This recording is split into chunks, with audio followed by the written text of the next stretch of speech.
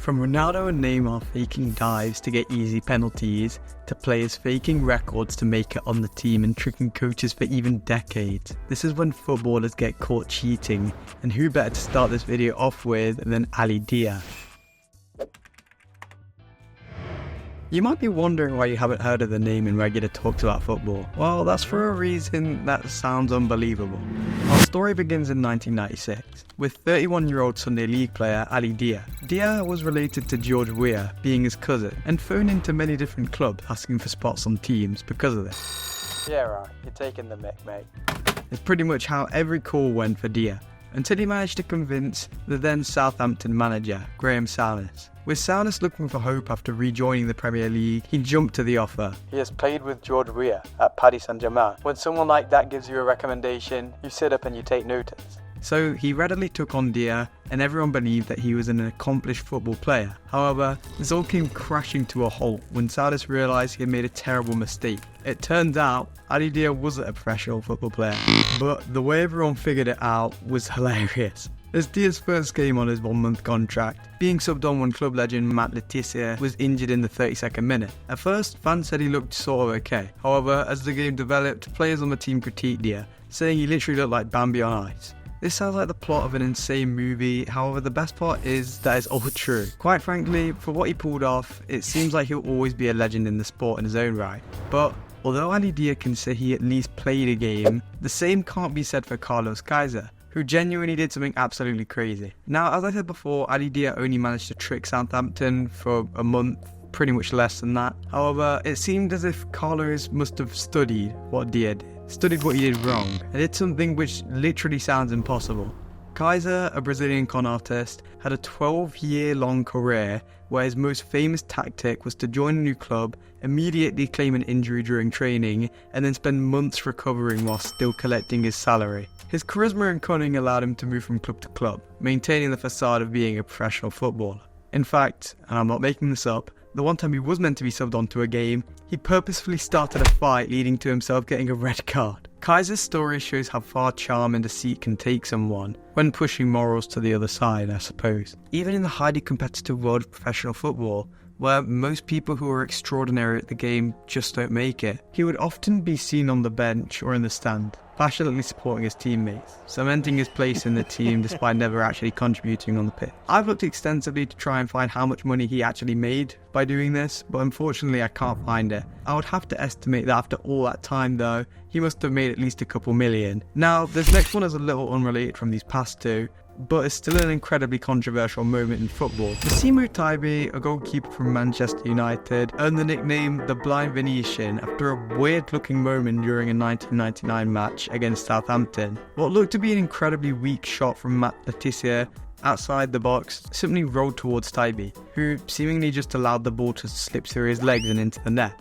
While this incident was supposedly just a lack of concentration from Taibi, and could very well have just been a simple mistake, many thought that he had possibly been bribed to rig the game, or something along the lines of that, but it's not fully confirmed today, so I guess we'll never know. Now, this next one's quite funny. Sergio Busquets, a midfielder for Barcelona, is known for his skillful play, but also his tendency to exaggerate fouls.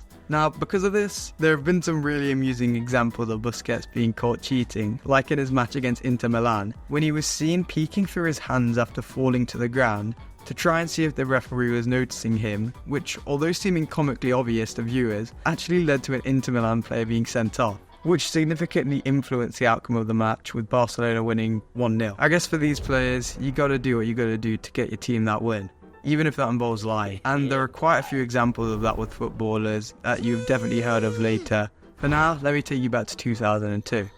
During the World Cup, Brazilian star Ronaldo was involved in a memorable incident of play acting similar to Sergio in a match against Turkey.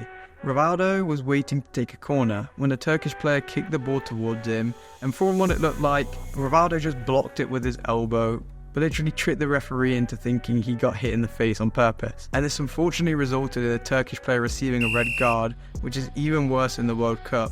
And this understandably led to the whole country of Turkey being incredibly upset with Ronaldo. I guess it was just the wrong day to be a Turkey player.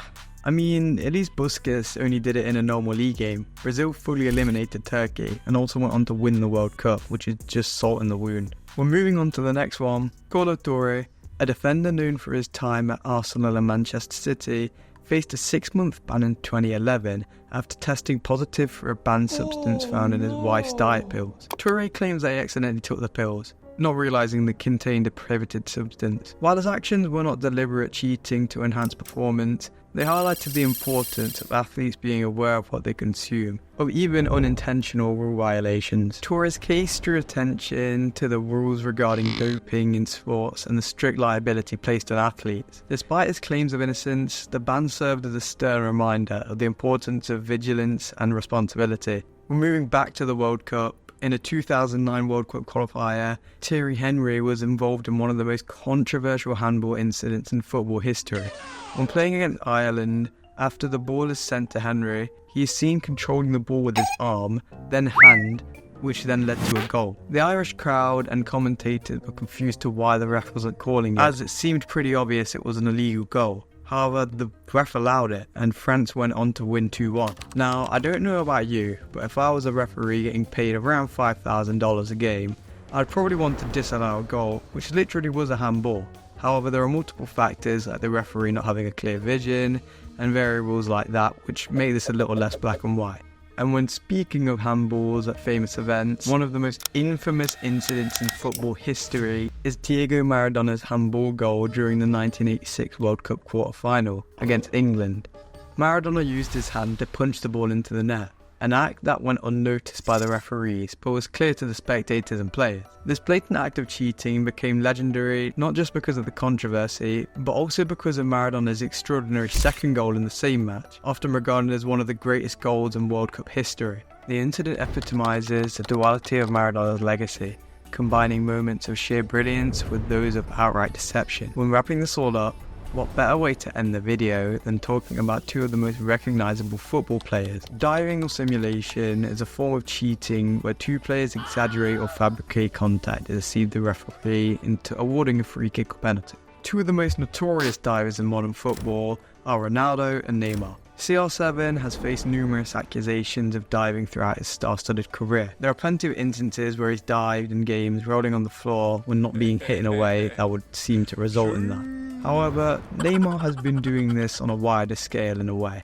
especially during the 2018 World Cup, where his exaggerated reactions to fouls drew widespread criticism and memes on social media. These players' actions have led to broader discussions about the culture of diving in football and its impact on the game's integrity. Despite all these players mentioned in this video being incredibly talented, hardworking and inspiring individuals, this is the sort of stuff that gives football a poor reputation.